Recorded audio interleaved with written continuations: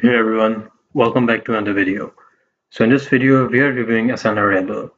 So Asana Rebel basically promises a mix of yoga, HIIT, and meditation. But is it worth it? Let's take an honest look. So Asana Rebel has a clean, user-friendly interface as you can see over here with personalized workouts. You can choose from yoga flows, strength training, and guided meditations. And with that, they also have workout library limited without a subscription. If we talk about customization and designing, they have uh, apps that offers custom workouts, plans, but no live classes or any personal coaching. Now, the design is sleek and the guided sessions are easy to follow, making it great for beginners. But the Asana Rebel is great for building and flexibility and all the strength and mindfulness. But if you want intense workouts, or if you are more into weightlifting, routine apps like Nike Training Club or Freeletics might be better.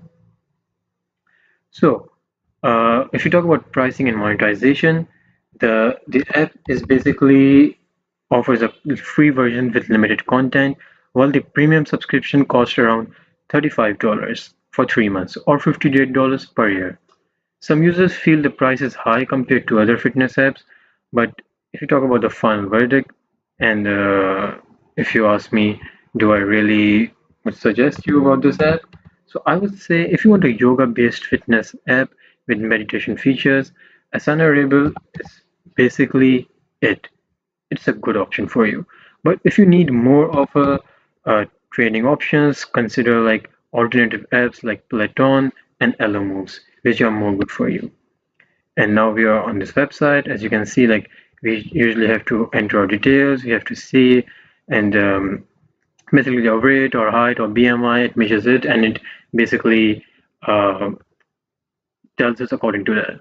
So with that, I hope this video was helpful for you. Thank you so much for watching.